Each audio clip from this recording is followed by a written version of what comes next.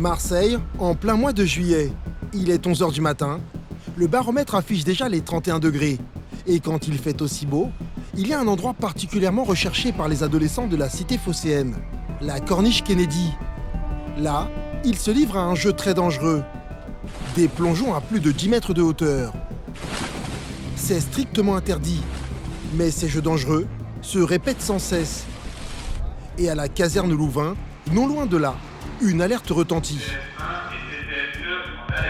À la tête de l'ambulance de réanimation, une urgentiste pas comme les autres, Julie, 36 ans. Noyée. Une des rares femmes médecins pompiers du bataillon. En détresse respi. 14 ans. Un nouvel accident sur la corniche. En arrivant dans l'eau, l'adolescent se serait noyé.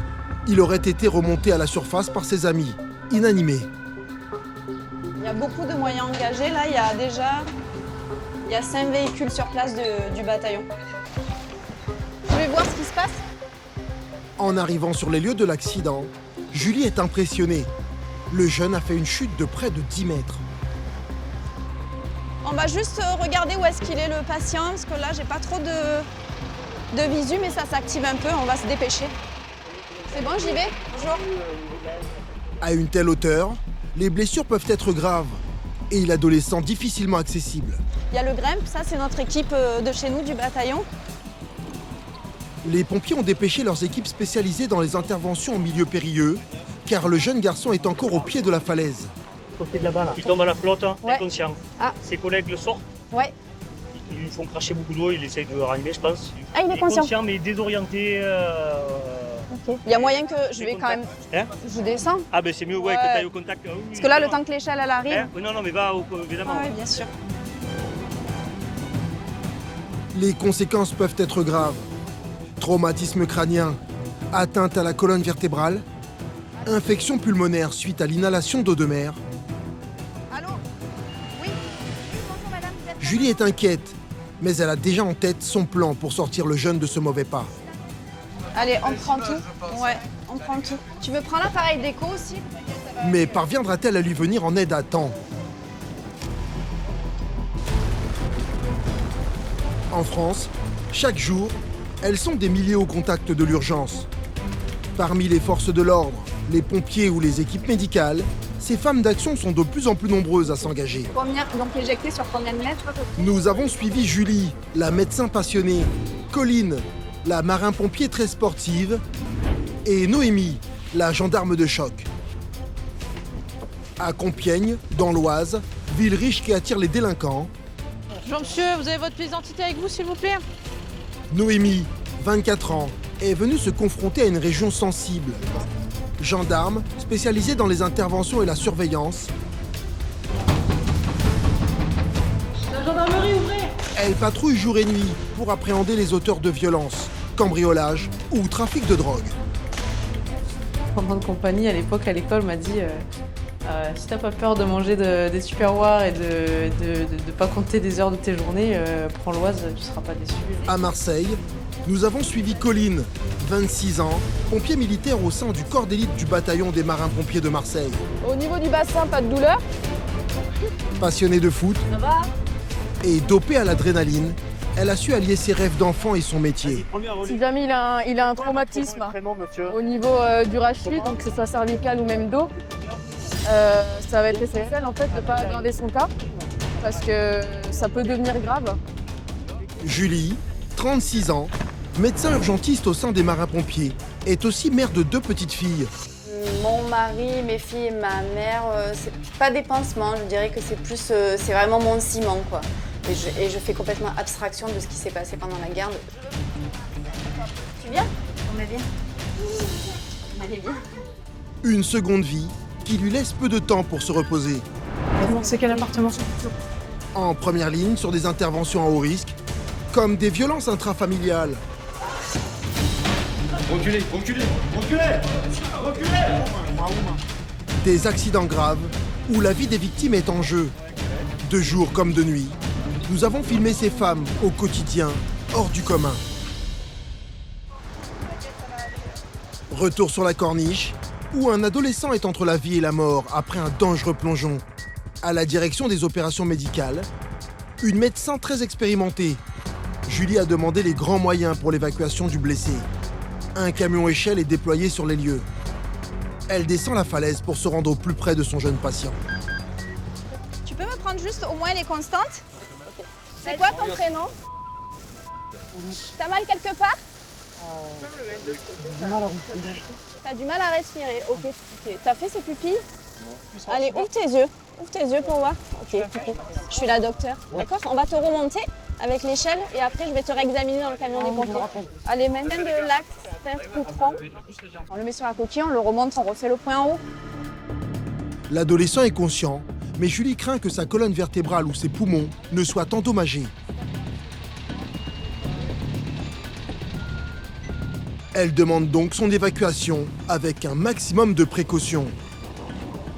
En fait, là, les jeunes, ils l'ont vu et il a dit qu'il a chuté. En fait, il a fait un plat sur le thorax. Ouais, mais je pense que c'est ça. Il a dû faire un plat, ça l'a phoné. Et tu sais, ça a dû... Ouais, le tétaniser, quoi. Ouais, un petit comme peu. quand tu fais un plat. C'est ce que je te Je vais disais. quand même m'assurer qu'il n'y a rien au niveau pulmonaire. Ouais, parce que c'est haut quand même. Hein. Pour le sortir de là, le médecin a fait appel à la grande échelle. Le seul moyen pour vite extraire la jeune victime des rochers. On va anticiper, on va se mettre dans le camion des VSAV pour commencer à préparer la prise en charge.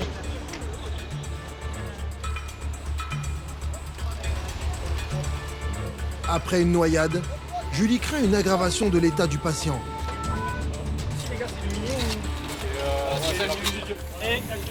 Pour lever, lever. Mon brancard. Il répond. L'urgentiste peut à présent s'occuper de lui. Allez, on défait la coquille, s'il vous plaît. Qu'est-ce qui s'est passé, tu te souviens?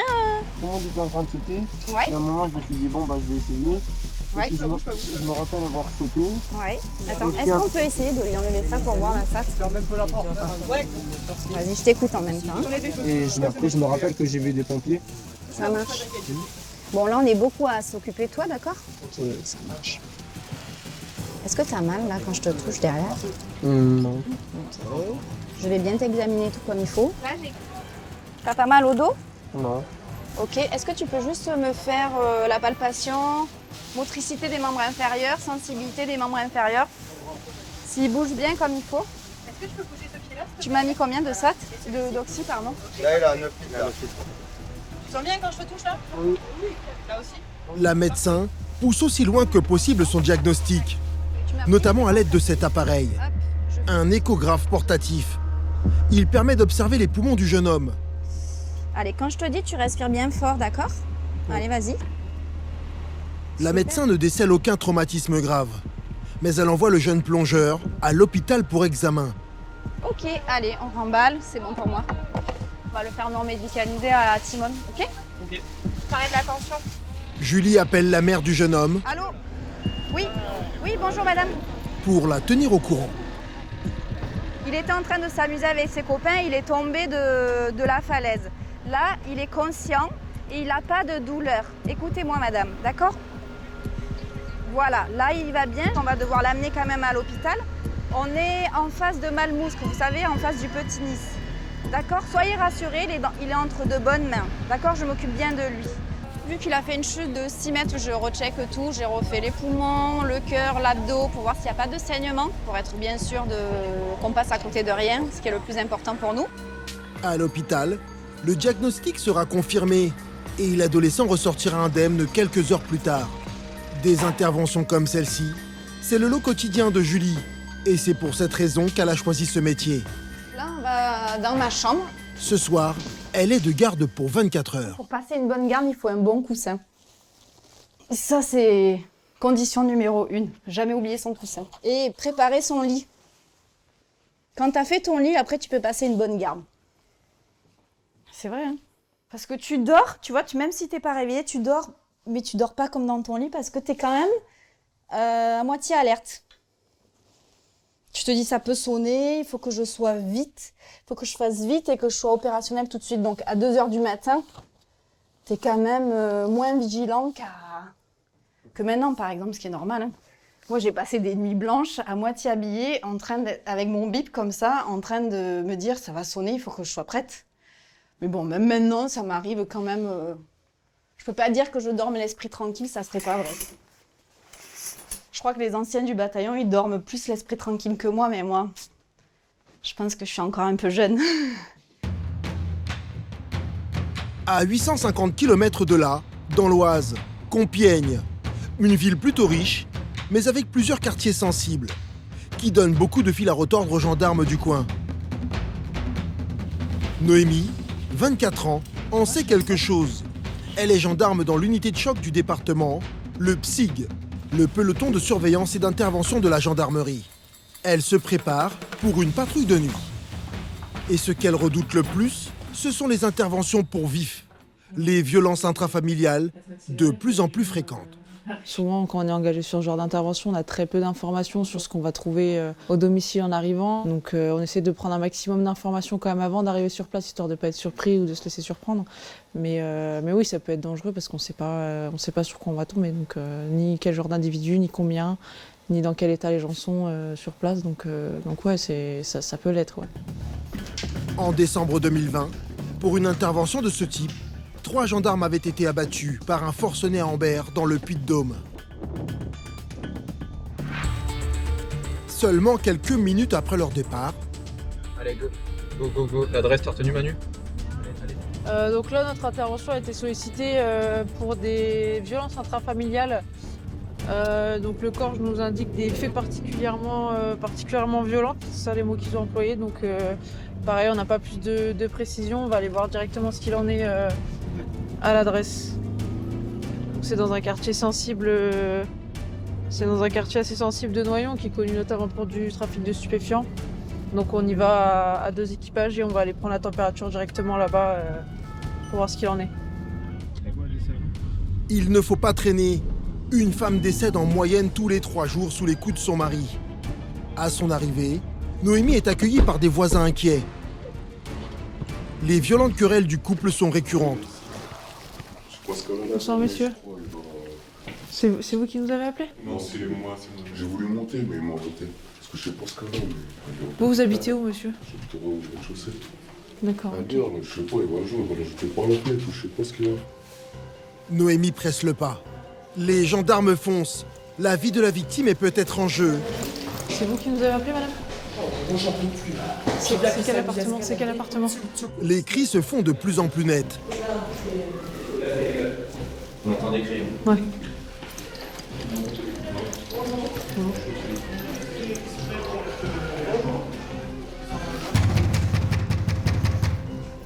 C'est la gendarmerie, ouvrez! Ouvrez la porte, ouvrez la porte.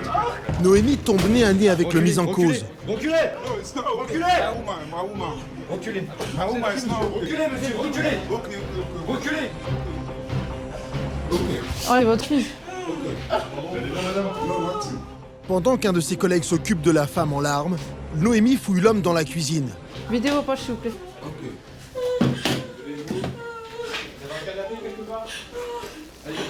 Ok, qu'est-ce qui s'est passé là ce soir? Yesterday we go to compare. You speak English? Non. No, we go to compare. Il ne parlerait pas français et péniblement anglais. Pourquoi elle crie la dame là? Qu'est-ce qu'il y a? Qu'est-ce qui s'est passé? Hein? Pourquoi elle crie la dame? Qu'est-ce qui s'est passé?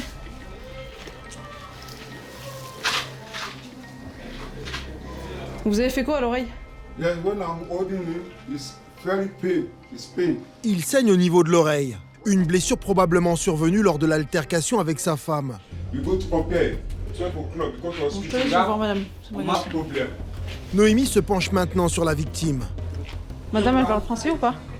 Difficilement, elle a eu un coup de poing au niveau de la bouche. C'est un coup de poing, madame, au niveau de la bouche? Ouais. La femme a reçu un violent coup de poing au visage. Elle a l'air terrorisée. C'est votre conjoint, madame, ou votre ex-conjoint, monsieur, là? Oui, c'est votre conjoint actuel?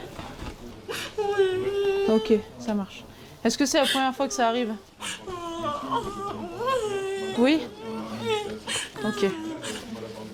Où est-ce qu'il vous a frappé, madame, monsieur? Il vous a frappé où? Sur le visage? Est-ce qu'il y a eu ailleurs que là, ce soir? Avant, j'ai mal à la bouche. D'accord. Mais aujourd'hui, mon soeur il a frappé moi ici. Ok. Un coup de poing, il vous a mis? Oui, ça fait très mal. Ok. Est-ce que vous voulez voir un médecin? Oui. Ouais. Mais monsieur, il peut sortir là, s'il vous plaît? La carte d'identité. Ah, ok. Vous pouvez me l'épeler, votre nom? La femme est choquée, mais ne souhaite pas porter plainte. Est-ce que du coup vous souhaitez déposer plainte contre votre conjoint? Non. Non. Ok. Une situation compliquée mais courante. Seule une femme victime de violences conjugales sur 8 a recours à la justice. Le mari, quant à lui, est toujours aux mains des gendarmes. Malgré son refus de déposer plainte contre son conjoint actuel, monsieur va partir avec nous. Et madame, du coup, elle a été invitée à venir se présenter à la brigade locale demain pour être reçue pour une audition. Lors de violences constatées, les gendarmes doivent entendre le mis en cause en brigade. C'est le procureur qui décidera des poursuites à mener. Malgré les conseils de Noémie, cette femme refuse d'aller à l'hôpital faire constater ses blessures. Elle ne peut pas laisser seule ses 2 petites filles de 3 et 6 ans et un nourrisson de 3 semaines. Ça va aller, madame? Oui. Malheureusement, c'est des choses maintenant qu'on a l'habitude de voir, hein, des violences intrafamiliales, on en traite tous les jours, sans exception quasiment. Et oui, ça fait toujours quelque chose, surtout quand on voit qu'il y a des enfants comme ça, en bas âge, qui eux n'ont rien demandé, qui se retrouvent au milieu de conflits familiaux, qui ne maîtrisent pas, qui ne comprennent pas. On essaie de se détacher pour gérer au mieux la situation. Dans la maison, le calme est cependant revenu. Il est 3 h du matin. Noémie quitte les lieux. Bonne soirée, mesdames. Au revoir. La femme et son conjoint seront convoqués ultérieurement pour tirer au clair les circonstances de cette dispute. Pour Noémie, le reste de la nuit sera calme.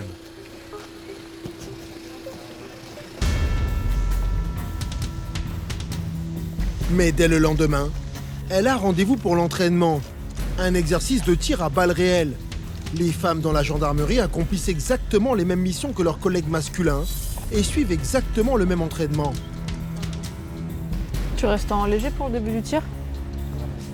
Tu mets tout de suite? Noémie a un statut un peu particulier. Elle est la première femme à avoir intégré le peloton de surveillance et d'intervention de Compiègne, il y a 6 mois. Ouais, là on est parti pour une petite séance de tir entre nous, donc c'est cool. Ils ont besoin d'aide pour les cibles ou c'est bon? Je pense que ça va. Vous avez des cibles en face de vous. Là, le but c'est de travailler le tir de précision. D'accord? Donc là, il faut vraiment reprendre votre temps et tirer dans les cibles que je vais vous annoncer. Ok? Là, le but c'est vraiment de reprendre en main votre arme et de travailler la précision sur 20 cartouches. Lors des interpellations ou des déplacements à haut risque, l'équipe de Noémie sera en première ligne. Cible à viser le rond, 5 cartouches dans le rond. À votre initiative, commencez le feu. Pour le premier tir, il faut être concentré, rigoureux. C'est une discipline qui nous apporte énormément dans nos missions au quotidien. Donc ouais, il faut être discipliné là-dessus. Ouais. Arme en simple action.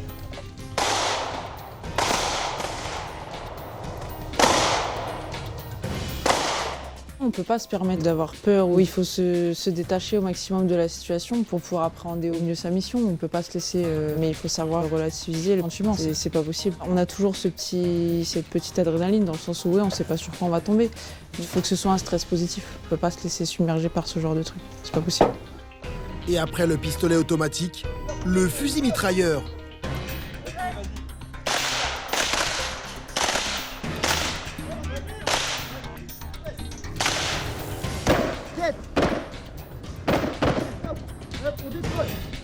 On est bon? Allez. Une discipline essentielle pour la gendarme.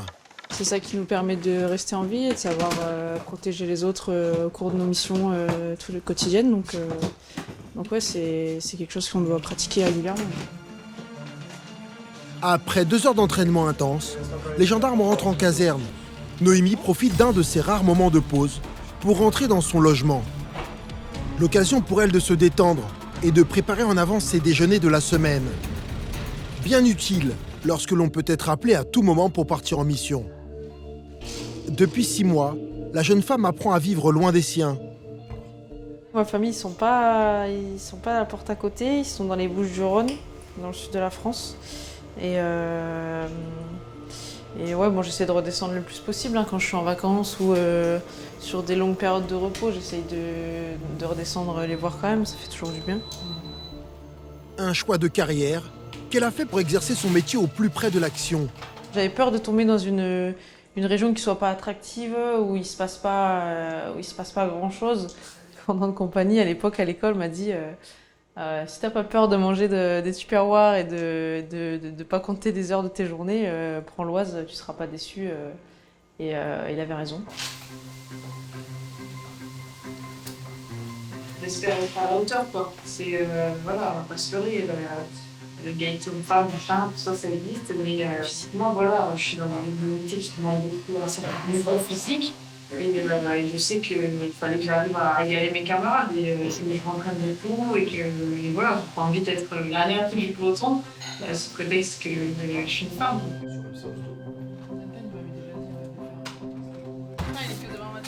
Noémie ne regrette pas son choix et espère accumuler le maximum d'interventions pour pouvoir vite progresser.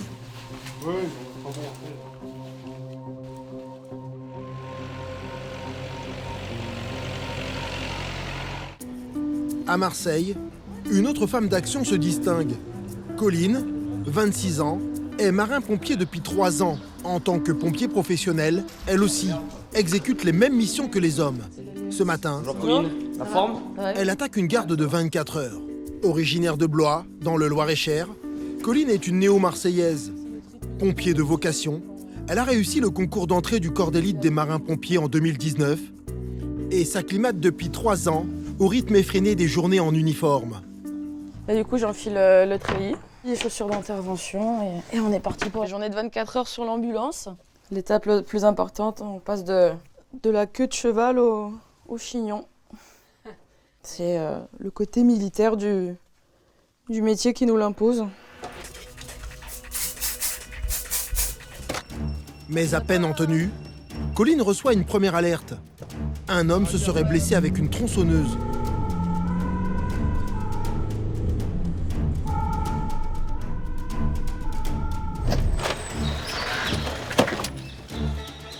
En arrivant sur place, Colline découvre qu'il s'agit d'un élagueur professionnel d'à peine 20 ans.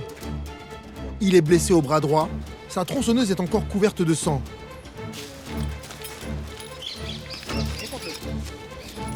Je vais regarder, monsieur. Première urgence, accéder à la plaie. C'est à quel niveau de la main? Ici. Tu peux poser ta main. Colline retire le bandage de la victime pour évaluer la gravité de sa blessure. Quoi précisément, c'est ça là-bas? Le jeune homme est très pâle. Il a saigné abondamment. Sentez mes doigts quand je vous touche? Le pouce aussi le pouce un peu moins. Lors de ce type d'accident, les nerfs et les tendons peuvent être atteints. Tu arrives à le bouger comme ça? Ouais. Ok, sûr. Par chance, l'entaille, quoique profonde, n'a pas touché les nerfs du pouce ni de l'index. Ça va, vous avez pas trop la tête qui tourne, monsieur? Non, ça va. Après désinfection, Colline lui pose un bandage d'urgence. Comment vous vous sentez là, monsieur? Ça va. Ouais, ça va. Ce qu'on va faire, c'est que je vais devoir aller à l'hôpital en fait, parce que c'est ouvert quoi, et faire des points.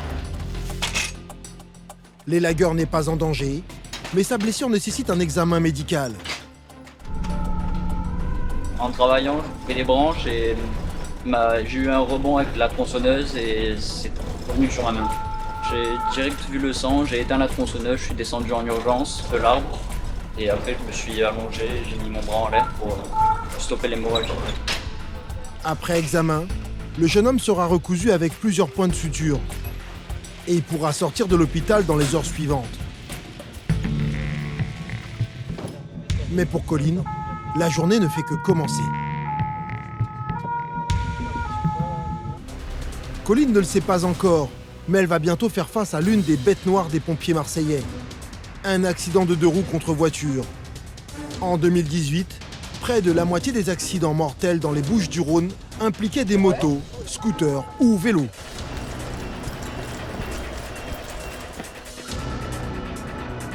Et justement, une collision vient de se produire en plein centre-ville. Accident de circulation, voiture contre deux roues, un masculin au sol avec une plaie à la cheville, fracture, point d'interrogation. Pour Colline, ça peut être une intervention grave, car à Marseille, les conducteurs de deux roues sont souvent mal protégés. En arrivant sur place, Colline et son équipe découvrent la victime au sol, un jeune homme de 20 ans. Ça va, monsieur? Vous avez mal où? Jambe gauche, épaule droite. Jambe gauche, épaule droite, très bien. Monsieur, je vous enlève la chaussure là pour voir la cheville, d'accord? Le choc s'est produit à un croisement très fréquenté entre ce conducteur de scooter et cette voiture. Le nouveau qui est arrivé par ici, la ouais. L'orange limite rouge, la VL qui est arrivée de là, elle a passé au feu vert, ça a percuté et on avait une AR, le PC m'a dit qu'on avait une AR sur l'intervention qui arrive. Ah ouais? Une AR pour ambulance de réanimation. Le cas est jugé si grave que le SAMU a été appelé en renfort. Le monsieur se plaint de douleur à la jambe gauche, donc on va vérifier son état. Colline palpe immédiatement sa jambe à la recherche d'éventuelles fractures. Vous me dites si je vous fais mal, d'accord? On va toucher. Au niveau du bassin, pas de douleur? Là, au niveau du fémur, ça va? Le genou? Ok, le tibia, c'est bon? La palpation, il n'a pas tellement de douleur. Il a une bonne plaie au niveau de la cheville.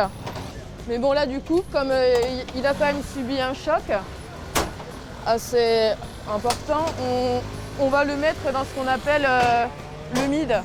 C'est un matelas pour immobilisateur. La pompier veut éviter le moindre mouvement qui pourrait provoquer des lésions irréversibles.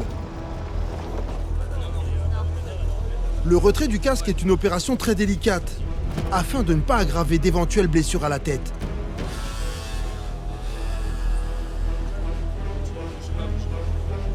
J'ai pas la tête, c'est le faire les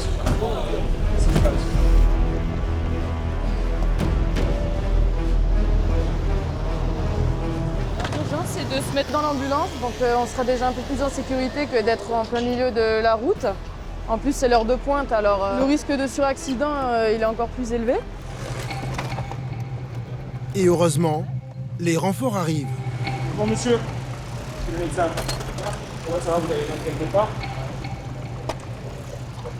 Jambe gauche, l'épaule droite. Ok. T'as mal ailleurs? T'as mal au bassin ou quoi? Là, le risque, le principal risque pour la vie du monsieur, c'est qu'il y a une hémorragie interne suite au choc quelque part. C'est pour ça qu'on prend une tension et un pouls, ça va nous donner une indication sur son état général. Mais ici, le médecin décide d'aller plus loin pour éliminer les risques et utilise un échographe portatif pour vérifier l'état des organes internes.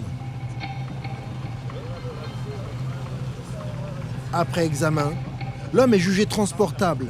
Les pompiers s'empressent de l'évacuer. C'est bon pour vous? C'est bon. Quand c'est bon, c'est toi qui dis à la tête? Il faut veiller à ne pas aggraver le cas du monsieur. Donc on fait en sorte de le manipuler correctement.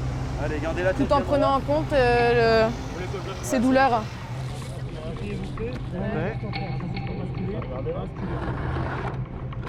Attention pour lever.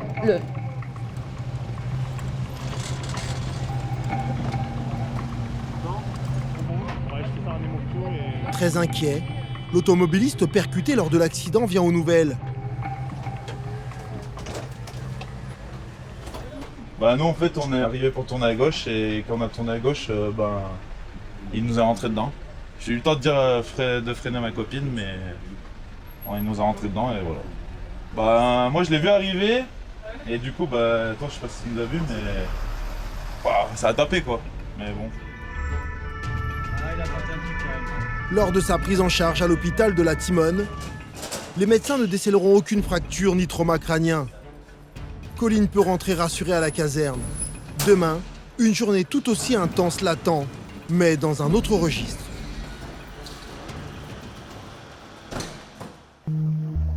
Colline est tombée amoureuse de Marseille, la mer et ses calanques, mais aussi et surtout du football. avec son club mythique, l'Olympique de Marseille.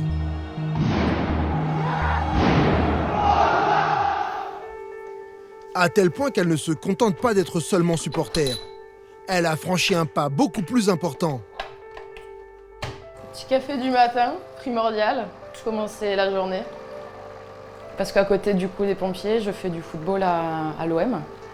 Et donc en fait, à chaque fois que je suis de repos avec les pompiers, je vais à l'entraînement.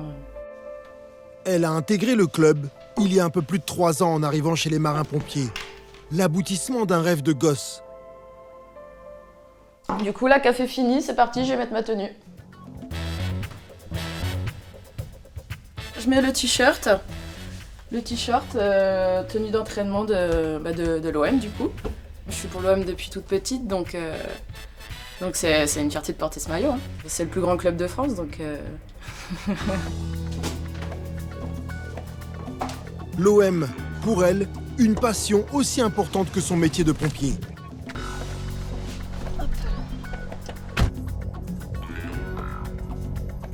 On s'entraîne tous les jours dans la semaine, sauf le lundi en général, parce qu'on a un match le dimanche, du coup repos le lundi. Après l'entraînement, en général, je rentre chez moi et je fais une petite sieste. Hein. Parce qu'après, ça dépend de la garde que je passe. Il y a des gardes où on arrive quand même un peu à dormir. Mais bon, c'est vrai que la plupart du temps, on dort pas énormément quand on est de garde. Malgré son emploi du temps XXL, à son arrivée à l'OM Campus, Colline arbore toujours son plus grand sourire. Ça va? Ça va et toi? Je suis d'accord. Parfaitement intégrée à l'équipe, cette solide défenseuse apporte beaucoup de sérénité et de bonne humeur dans son groupe. Oh. Ça va? Ça va ou quoi? Allez, haut du corps, allez retour jusqu'à la première. Une double carrière qui suscite l'admiration de ses coéquipières. Je sais que c'est dur d'allier les deux et franchement, ouais, c'est vraiment admirable, vraiment. C'est difficile, il y a beaucoup de fatigue. Être performante sur le terrain, c'est déjà juste être footballeuse et faire ses préparations, c'est compliqué, mais allier deux choses en même temps et avoir peu de temps de sommeil, parce que c'est très important chez les sportifs, bah, c'est encore plus dur. Je me mets latéral. Moi. Et sur le terrain comme en intervention. On est en 3-3? Non, en 4-1, il a dit non.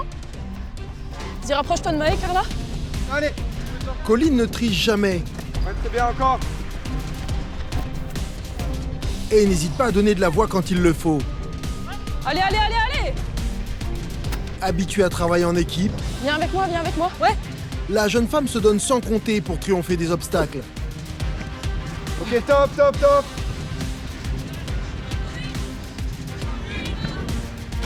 Très bien. Ok, stop, 3 secondes. On va juste revoir. Il est 9h, l'entraînement s'achève. Mais alors que Colline va pouvoir profiter d'un repos bien mérité... À demain. C'est Julie, la médecin urgentiste qui reprend le flambeau à la caserne Louvain. Native de Marseille, Julie a vu la ville se métamorphoser.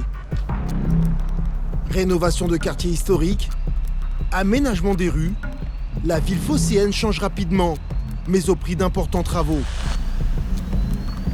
La municipalité multiplie les chantiers. Mais qui dit travaux, dit aussi parfois accident. Et justement, Julie est appelée sur un cas grave. Plusieurs hommes auraient subi un choc électrique. Ça va? Ouais, ça va, impec. En arrivant sur place, la médecin découvre un important dispositif. Des pompiers ont déjà pris en charge les victimes et c'est eux qui ont sollicité son aide.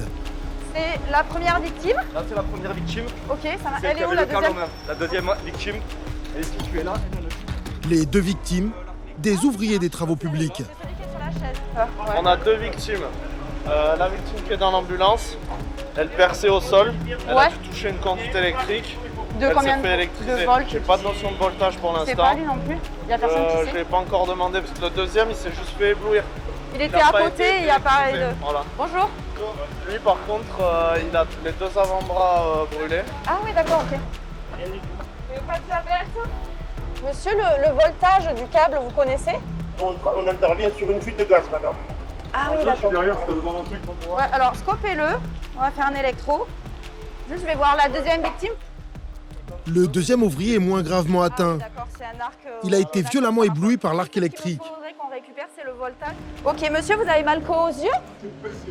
Alors là, il faut essayer de fermer les yeux pour que la lumière ne vous oblisse pas trop, d'accord? Voilà ce qu'il s'est passé. Ces deux hommes intervenaient sur une fuite de gaz et en utilisant leur marteau-piqueur pour atteindre la canalisation, ils auraient touché une gaine électrique. Bon, là, quand on a plusieurs victimes, il faut rapidement faire le tri et qu'on sache ce qui est la plus grave, qui on va prendre en charge et commencer à anticiper tout ce qui va se passer derrière. Bon, là, c'est quand même, on ne dirait pas que c'est grave cette intervention, mais elle est quand même potentiellement hyper grave. En fait, ils peuvent vite se dégrader. Lors d'un choc électrique, le courant peut gravement endommager n'importe quel organe. Rein, cœur, poumon ou encore estomac. Et c'est ça qui préoccupe Julie. Vous n'avez pas des problèmes de cœur ou quoi? Pas du tout. Regarde Marjo, là tout ça c'est brûlé, les sourcils c'est brûlé. Et c'est brûlé aussi à ce niveau-là. Vous avez mal qu'au bras, monsieur, c'est ça? Là aussi, ça me brûle. Ça vous brûle, d'accord. Est-ce que entre 0 et 10, le maximum de douleur que vous avez, c'est quoi? 10 c'est maxi. Je ne peux pas vous dire, mais j'ai vraiment mal. D'accord. L'homme a été traversé par une violente décharge. Julie recherche les points d'entrée et de sortie du courant. Son objectif, identifier les organes lésés. Mais elle a une autre urgence, connaître l'intensité du courant. J'avais une question, l'intensité, le voltage, Alors, on c'est sait pas. Enidis qui pourra nous dire. Ah ok, on sait pas. D'accord, ok. C'est probablement du 20 ou du 3,90 passé. Ah ouais, d'accord, ok, ça marche. La victime a potentiellement reçu un important voltage. Julie contacte aussitôt ses collègues du SAMU pour lui trouver une place à l'hôpital. Le risque premier, c'est qu'il fasse des troubles du rythme au niveau cardiaque, en fait, que l'arc électrique qui fait une trouble de la conduction au niveau du cœur. En fait, donc il faut bien surveiller son rythme cardiaque. Il est où L'homme doit être mis sous étroite surveillance. Le SAMU les dirige aussitôt sur l'hôpital de la Timone, à quelques minutes de là. D'accord, donc là il y avait une fuite de gaz. Ouais. Vous y êtes allé avec le marteau-piqueur. Ouais, pour répondre face à la soudure. Ouais. Mais heureusement il n'y avait pas de fuite de gaz alors. Non, on l'a coupé, j'ai coupé. Ah, vous l'avez coupé? Heureusement. Oui, Parce j'ai que coupé sinon, avant. Sinon c'était autre chose là. Déjà, moi, j'ai rien compris. Et oui, j'imagine. J'imagine que vous n'avez pas eu le temps de comprendre ce qui se passait.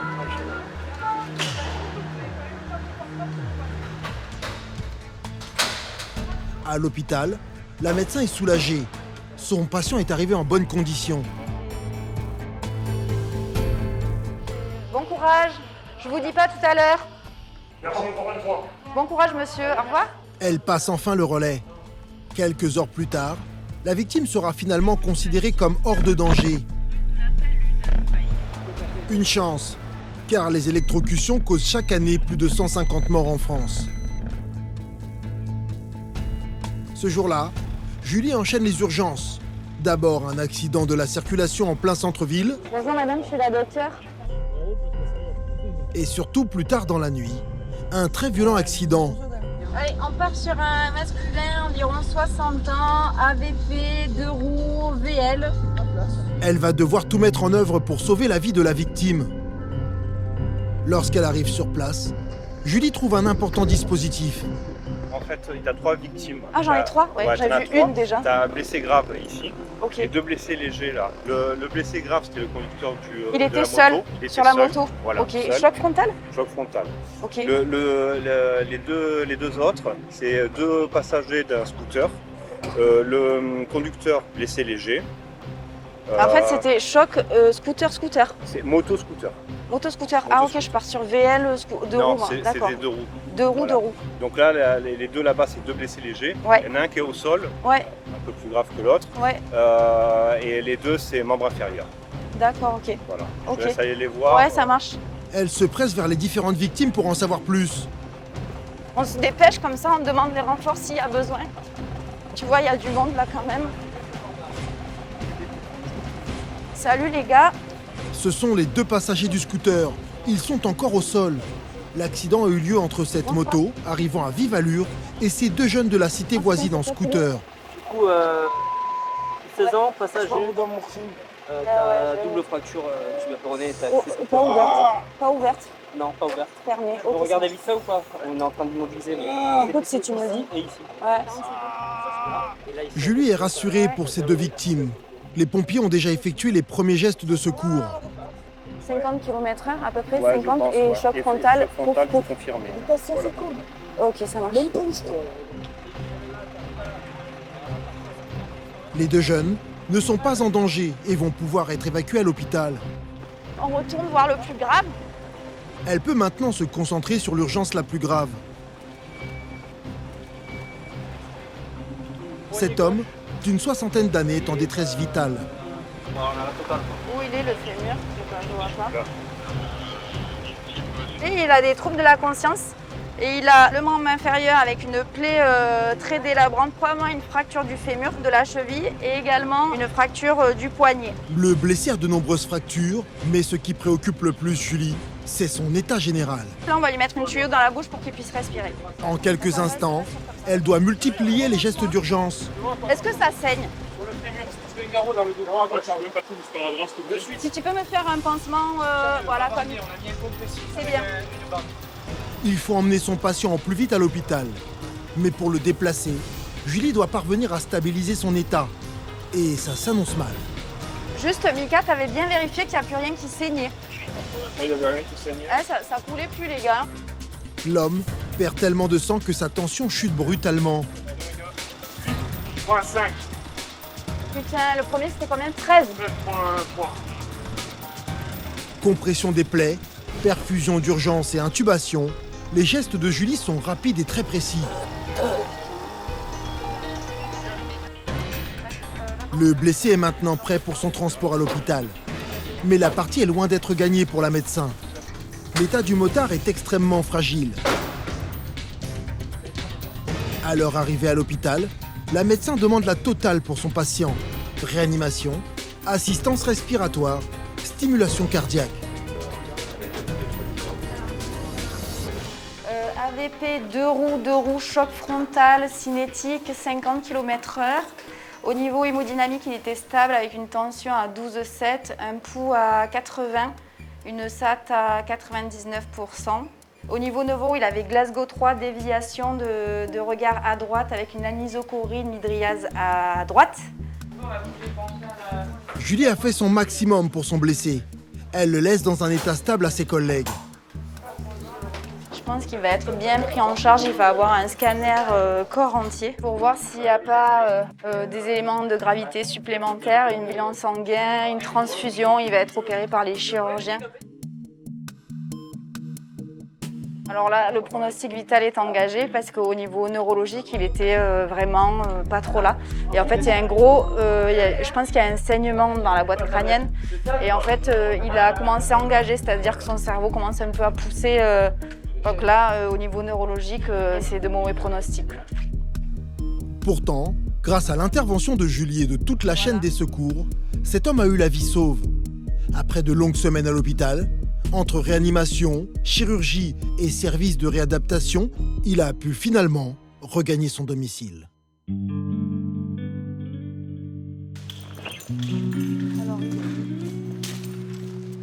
Bon ben là j'ai fini la garde.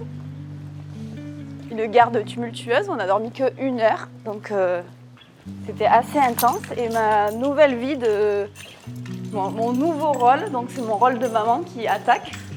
Et la journée n'est pas finie. La journée commence, on va dire. Comme après chaque garde où elle rentre à 7h30, c'est le chassé-croisé avec son conjoint qui part au travail. Par contre, mes filles. Coucou ma belle, ça va? Ouais. T'as bien travaillé? Ouais. Bon, bah super. Ça a été les filles? Ouais, elles ont bien dormi. Ah cool. Cool parce que moi non. Ok. Bon, bah, on se passe le relais du coup. Ouais, ok, c'est J'y vais moi. Allez, ok. ça marche. Bon, allez, bon courage, bonne journée. À ce soir. Bisous. Dès son arrivée, c'est la Julie, maman de 2 petites filles de 3 ans et 8 mois, qui reprend du service. Attends, je vais me doucher. Tu viens? Oh mais viens. Viens. Allez, viens.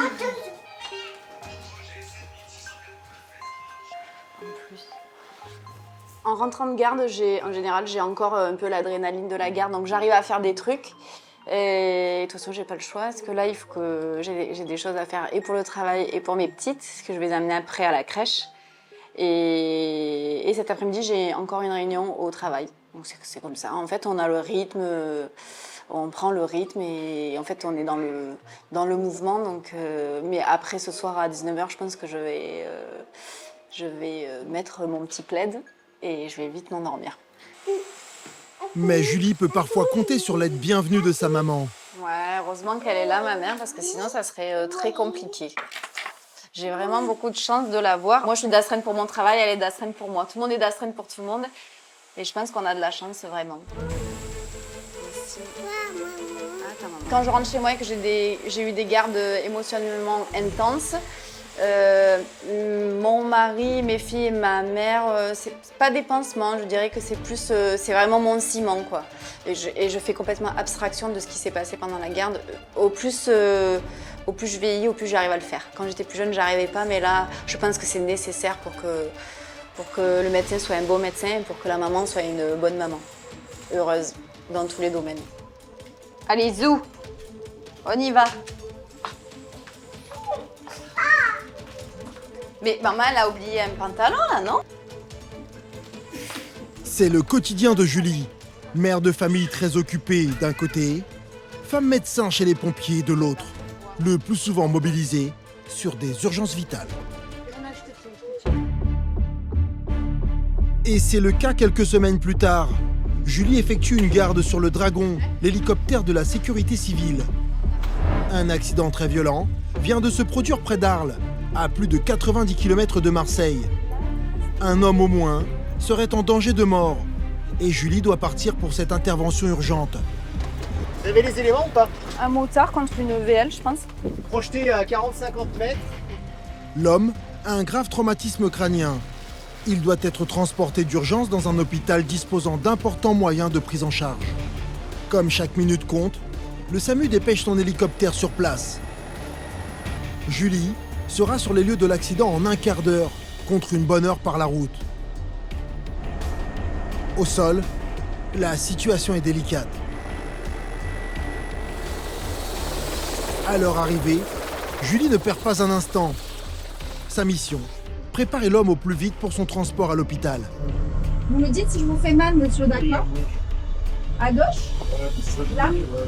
D'accord. Avec l'épaule, hein, surtout? Ouais, c'est ça. L'accident a eu lieu à ce croisement entre le motard et cette voiture qui aurait franchi le stop sans voir arriver la moto sur sa droite. Le choc a été violent. Le deux roues a été propulsé sur plusieurs dizaines de mètres. Son conducteur a été secouru par les pompiers, mais son état est préoccupant. Vous arrivez à me serrer les mains? Les deux? Ok. Par chance, l'homme a gardé une bonne motricité. Il sent encore ses mains et ses jambes. Ok, ça marche. Mais manifeste un symptôme inquiétant.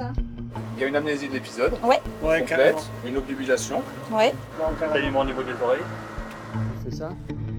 L'amnésie même passagère est un signe de traumatisme crânien.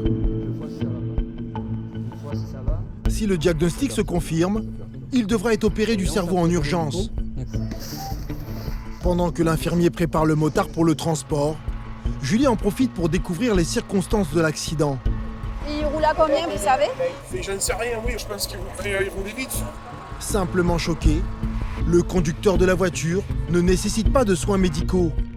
Julie revient aussitôt à son patient et veille à chaque détail. Alors là, on se dépêche, on va l'amener rapidement en réanimation. Ils vont probablement faire un scan de tout le corps pour voir toutes les lésions. Donc pour l'instant, il est stable. Voilà, le problème dans la machine, c'est qu'il faut qu'on les transporte stables. Voilà, c'est ça. Donc il faut qu'on se dépêche un petit peu là. Le motard est enfin prêt à être transporté. L'équipe médicale aura passé à peine un quart d'heure sur la terre ferme. Plus la prise en charge est rapide, meilleur sera le diagnostic du patient. Durant le trajet, Julie ne quitte pas son patient des yeux. 14 minutes plus tard, l'hélicoptère atterrit sur le toit de l'hôpital de la Timone de Marseille, le mieux équipé pour intervenir sur un trauma crânien. Julie aide de son mieux l'équipe médicale et laisse son patient entre de bonnes mains.